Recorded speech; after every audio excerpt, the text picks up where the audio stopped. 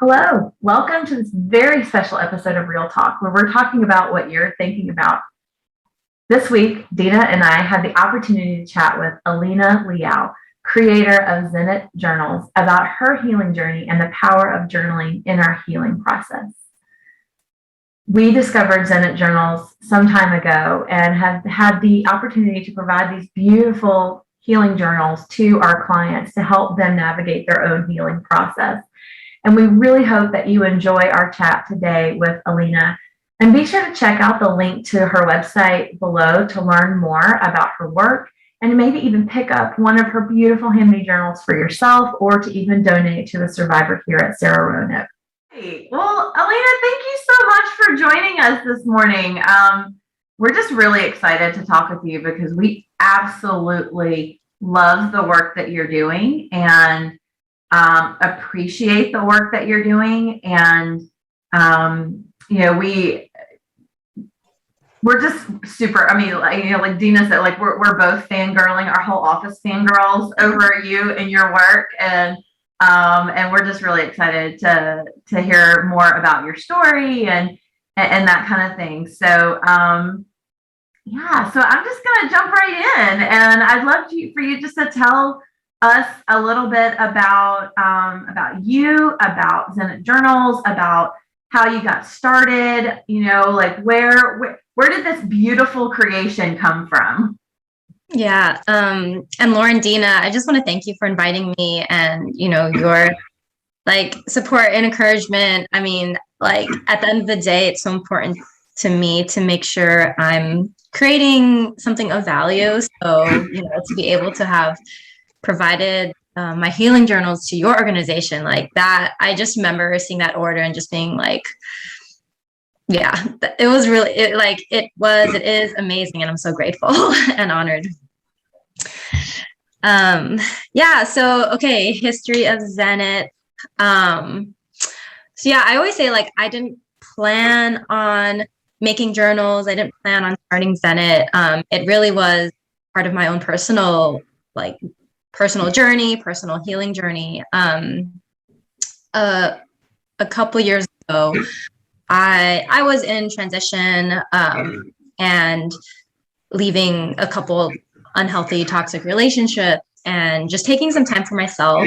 And those were professional and personal relationships. So I had left a different organization that I was part of.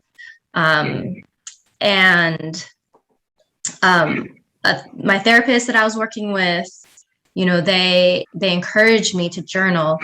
And journaling was something that I had long known would be good for me. This is something I hear often, I know, I should journal, it'd be good for me. But I always struggle to do it. And it's kind of funny because before Zenit, I was with an organization that provided mental health coaching for youth. And, we would often encourage the youth we worked with to journal. But, again, I never really did it consistently. So, I think because, I was taking this time for myself. I was really trying to do the work and, one day came up with a few prompts that were specific to what I was working on, a lot of the common themes of my conversations with my therapist. And at the time they were, how am I honoring what I want serves me today? What am I learning? And I would write them in a blank journal, and just having them there on the pages made such a world of for me. It was before with a blank page, I just stare at a blank page. I'm I don't even know what to write, where to start. Intimidating. It is intimidating, right? Absolutely. It is intimidating. And so I just I wouldn't do it, but having those prompts made it so much easier. So then I started to do that pretty regularly. And I was just feeling the clarity and the insights and some of the transformation coming from the journaling. And so one day, I wrote those same prompts in my journal, and I thought, oh, it'd be nice if my journal just had these prompts in them. And then I was oh, I wonder if other people would like that too. So I just followed that. And here I am, 2 years later, like doing this work, making journals that, have prompts to offer that kind of gentle guidance for people to really access journaling, and access journaling as a tool for healing. And it's also connected, just like I have a passion for mental health advocacy and making mental health more accessible. Really, like, for me, coming up in my family, like, we didn't talk about our feelings, we didn't talk about how we were doing. Mental health was not a thing.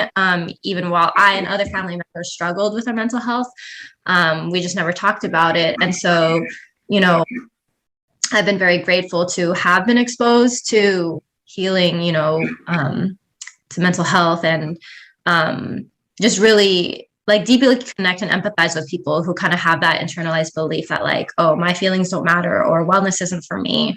I mean, I still have to, like, it's a constant, just like, I've come a long ways, but to overcome that or let go of that fully, it is a whole journey in and of itself. And, I am still in it. So, with Zenit, I'm really able to just, like, pour my passion into, passion for making mental health more accessible into creating these journals. It's beautiful. I've got so many questions, but Laura helps me by structuring me. So, I don't know. I want to. Dina. It's very generous. We have to just hold on one second, because I want the audience to see just these little teeny ones too. These are the ones that I asked them to order for me, because I want to do some healing circles, and I thought that this would be a nice gift for anyone who did a healing circle. So, but I want to go back a little bit. We're going to delve a little bit more into why journaling is so powerful, but just the process of the fact that you create each of these by hand. Talk to us about where did that come from? Why did you do that? Just talk. Yeah. Oh man. Yeah, I make all the journals by hand. It's definitely a labor of love. And once I had the idea to make journals and create a way for people to customize their journals, where, like, I had my prompts that work for me, but we're all unique individuals. Healing is so personal. So I wanted there to be a way for each person to be able to choose the prompts that go in their journals. And so once I had that idea and followed it, I was like, well, I have to figure out, like, how to actually create these journals. And, because of the customization that I wanted, it's not something where I could just, like, send one, document to a large printer and just have them churn out, large volumes of the same journal. And so I taught myself how to bind journals. It definitely took a long time. I have my system down now, and I really enjoy the handcrafting, handmaking process. But oh man, yeah, I had to go through a lot of really terrible attempts. But I figured it out, and there's something, like, especially in this day and age where, I mean, usually you don't see that as often anymore, the kind of handcrafted, and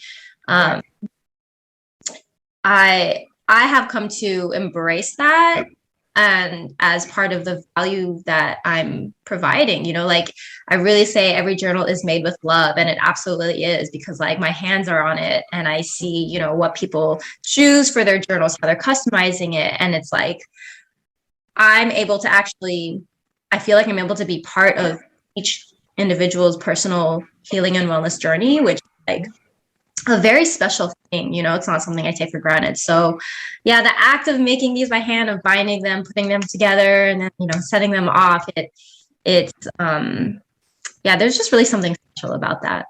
So did you learn, it sounds like to me, you figured out a process. So you learned, I wish we had smell-o-vision and touch-o-vision, Laura, because this is beautiful cloth that is actually over it. So there is actually a tactile sensation to it. This is not just a run-of-the-mill, go run down the store and pick out a journal. feels like it was done with love. So you learned that craft of how to put together. That just blows my mind. That's amazing. Yeah, and I like, it's funny because as a kid, I did arts. I like drew a lot. I painted. My mom did a lot of arts and crafts, and so I kind of have that. But as an adult, I never had an outlet for it. Certainly not in my professional life. And so Zenit has been this way for me to like tap back into that creative artistic side, which has just been really fulfilling. Like being able to be my whole self. And you're right, like it is it is like a full sensory, yeah, maybe not smell and taste, but it's a multiple sensory experience. And there's something to having the physical and having the touch and flipping through and writing, and that is just like, it's grounding. And with the cloth covers, it's like creating like joy in your journal, and by extension, like creating the sense of pride and joy in the work that you do for your healing. Absolutely. And I really, for me, when Dina shared with me the journal first time I saw it, and first time I think all of us saw it here at SARA, I mean, the prompts were what really spoke to me. And recognizing, as somebody, I think, many of us have been through, pretty profound healing journeys, and journaling has been a part of that. And you're right, that blank page can be so overwhelming and so intimidating and so even confusing. It's like, I don't even know where to start sometimes. Like I open up my journal, there's a blank page. I don't know where to go from there. Like, okay. And even when given direction from somebody, even still that blank page can just feel so like, it's just challenging. So, I love the prompts, and I'm really curious. You talked a little bit about, how you started journaling, with your own prompts, and I'm wondering, how have you seen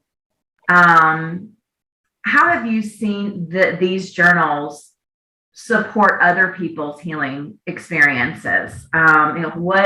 You've talked about your own experience, and really love to hear about how, you've had, what opportunities you've had, and how you've seen other people use these journals to support their healing process. Yeah. One thing I've heard is, people using journals to help them with their relationships, and like help them leave unhealthy relationships, help them set boundaries, and come back to their self-worth, and remember that, and like affirm themselves, and remember that, like I talked to one woman who has a custom journal where you can also add your personal affirmation or mantra to the title page, and hers is, I deserve healthy and consistent love. And when I talked to her and just heard more about the story behind that, and where she was, and where that came from, that was just like, that's a really special thing. So that's one thing I've heard. I've also, like with the custom journals, you can choose the prompts, and one of the prompts that I actually see a lot is the one I'm having a hard time with. I'm trying to think. I have the healing journals. Well, oh yeah, I'm having a hard time with, and I find it really interesting that is like so common, and I think it speaks to how, like, it's really hard to have safe spaces where you can be honest with what you're struggling with. We live in a world that really there's so much pressure to always put on that smile and have everything together. And that makes healing really hard, because like a huge part of healing is being able to acknowledge the pain and the hurt and the stress and the weight of what you're carrying. That's an important part of it. You can, like feel it and move through the pain. So that, I've gotten that feedback too. Like, this is my sacred space to process what I'm going through. And then on the other side, it's, also, prompts that give you a space to take more time for joy and gratitude and like the little wins, celebrating yourself, because, I think that balance is important. Before I got my Zenit journal, like I would only journal every now and then when I was like really upset and I was like at the point of everything boiling over. And certainly like journaling is helpful in that sense, but there's also something to, doing it consistently and journaling about the good things in life too. One person told me she has prompts for joy, and it's helping her become more aware of joy when it happens, even when she's not with her journal. And, that's such a beautiful thing. So with, the healing journals that, that SARA, that you all have with your clients, like that was really, like I put a lot of thought into those prompts to also kind of try to have that balance too, right? Like, oh yeah, it does have this one I'm having a hard time with. And then as well as ones for like self-care planning, like what are my needs? What are some simple things I can do to make things easier? I took a step forward. So you have both. Yeah, I love that because it sounds like, one of the things I think, all of us here have learned about journaling is there's all kinds of reasons that are deeply personal. But something you said reminded me that there is a pattern. We can have a pattern. If we have a place to go back and refer, we can see our own pattern. So having the balance of, I'm looking for joy in unexpected places, but also what do I keep doing?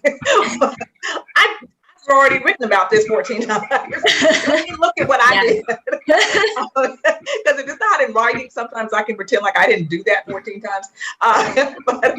So my journals have held me accountable for how long have I been in this space, and am I now ready to let that go or to make a change that may be scary for me? I was talking to actually my daughter the other day, and I reminded her the journaling is what she needs to do.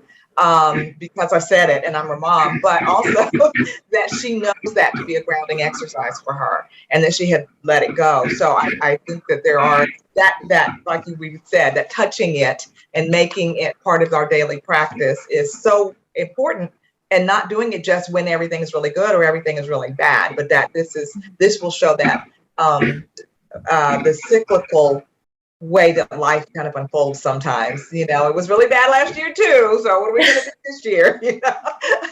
And we need a COVID journal, Lena. We need a. Oh man.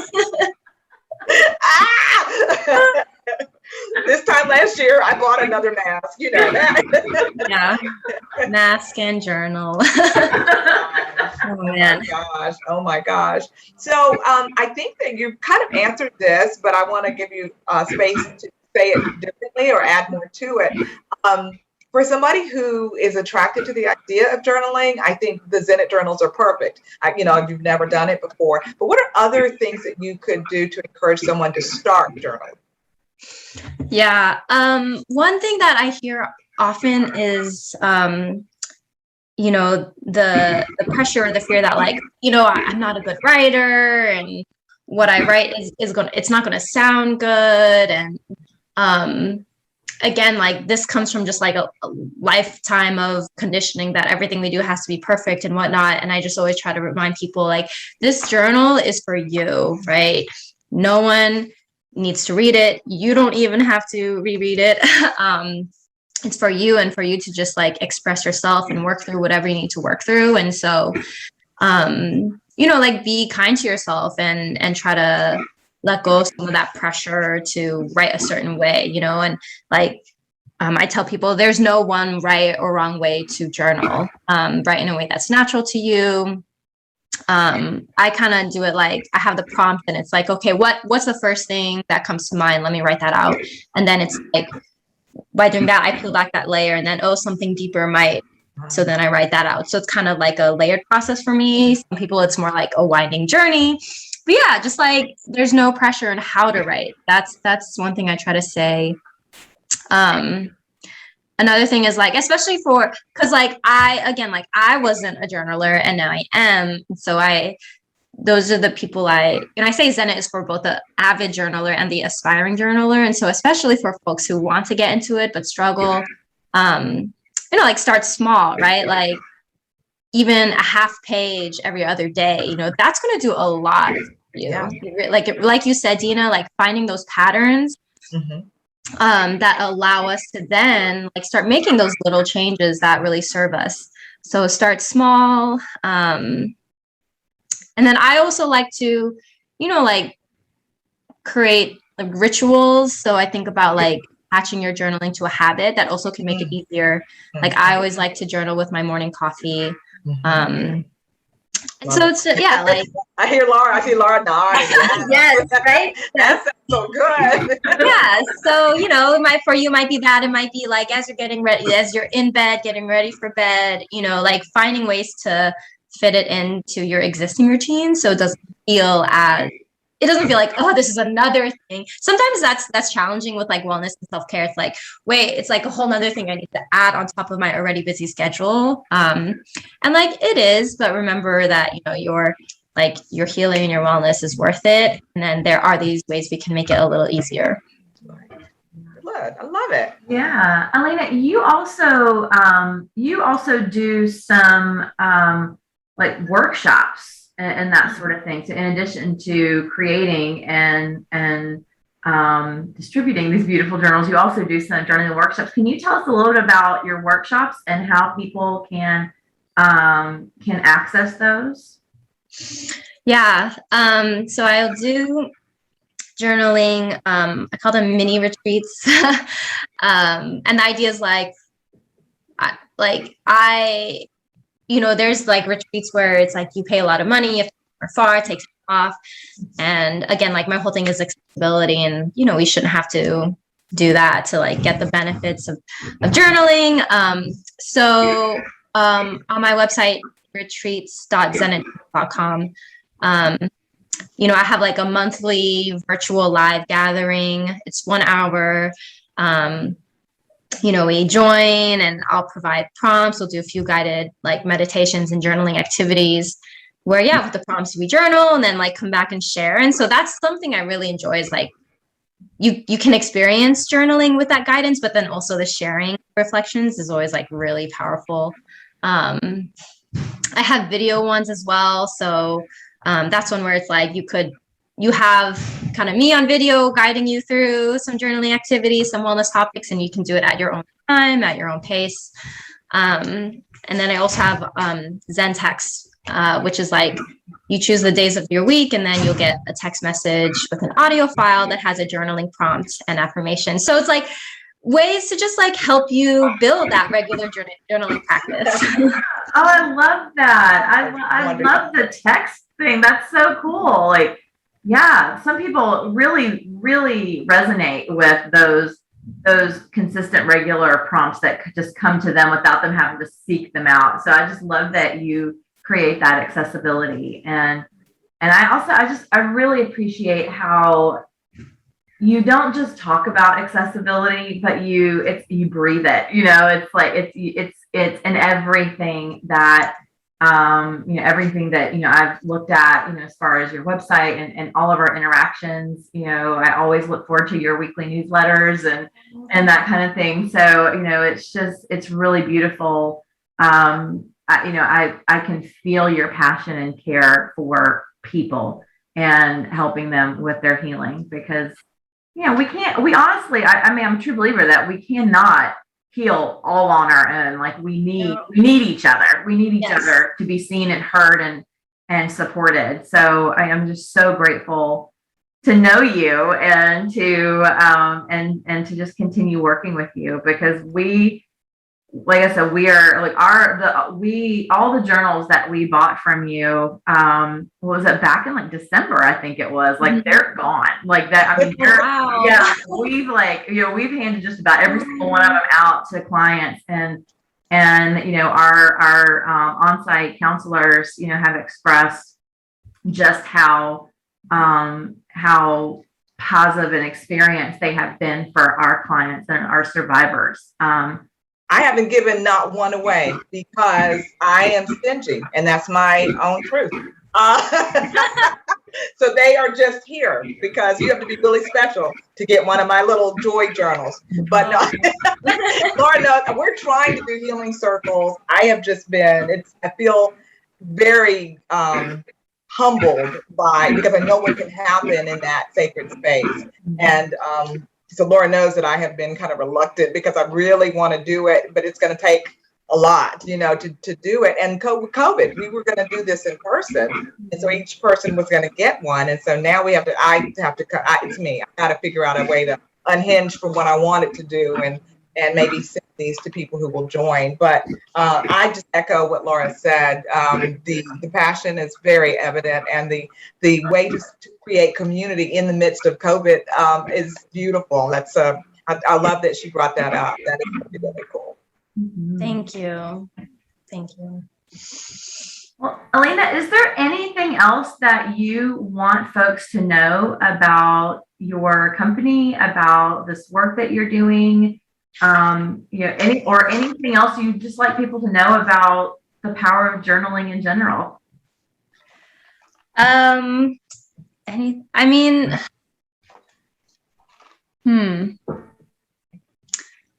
I really want people to know that, there is sometimes with, our healing and taking time for our well-being, it's kind of like it's hard to get started. And partly there's kind of the logistics of like, when am I going to do this? But also what I have learned is there's the deeper kind of internal barriers, kind of going back to self-worth. Like a lot of my journal entries come back to that, where I have to like see and find those barriers like that have led me to believe I'm not allowed to take time for myself, and then doing that work to tell myself I am worthy of taking time for my healing, and then to actually, they're saying it, and then there's the work that getting to believing it, and then following through and like changing some habits. So that's why I say start small, but like journaling has really helped me just untangle a lot of those like those thoughts and those beliefs I feel that were like subconscious. But then journaling, I say, when we journal, we bring things to the conscious. And once we're conscious, once we're aware, like we can't unsee that. And sometimes it's hard because it's like we have to confront, these things. Like one of the prompts that has been consistent, I'm on my 4th Zenit journal now. And one consistent prompt has always been around like, what do I want? What do I actually want? And as I was leaving these talks, these unhealthy relationships, I saw like, I have this habit of suppressing what I want, for other people. And it got to a point where I was changing who I was breaking off pieces of myself. And I didn't realize how much I was doing that. And I didn't realize how damaging that was to me. And so, seeing that like was hard because I always thought I was like a strong person and I knew what I wanted, but writing about like what I want on a daily basis made me kind of aware, just even when I'm not journaling, of those times where I'm like, oh, I'm doing that thing where I'm about to like suppress what I want. Or like, someone asks me, oh, what do you want for dinner? And it's like, I realize, oh, I always ask, well, what do you want? And it's not because I'm trying to be polite. It's because I'm afraid to actually say what I want. And it's like something so little as that. It's this habit is showing up that is affecting my health and well-being. So, where am I going with this? Oh, sorry. So, I mean, it's a journey. Like, I think ultimately, it's a journey. And that's why I find having these like consistent prompts so helpful, because it takes time, right? It takes time from just acknowledge like how I'm doing, right? To acknowledge like I'm hurting, I'm not okay. That takes time. And then it takes time to see like I want something different for myself. And then it takes time to make those changes to that something different that serves you. All of that is a journey. And like the journaling and having the guidance or the prompts, it's like what has kept me anchored. It's what has kept me kind of going step by step. And so, you know, I don't know, to everyone listening, like you can go on that journey. You know, I encourage journaling. You are worthy of like going on that journey that your heart and your body needs. Yeah. Good. Yes. Thank you. Thank you so much. Oh, Alina, it has been an absolute pleasure to finally actually meet you in person, kind of. Me too, likewise.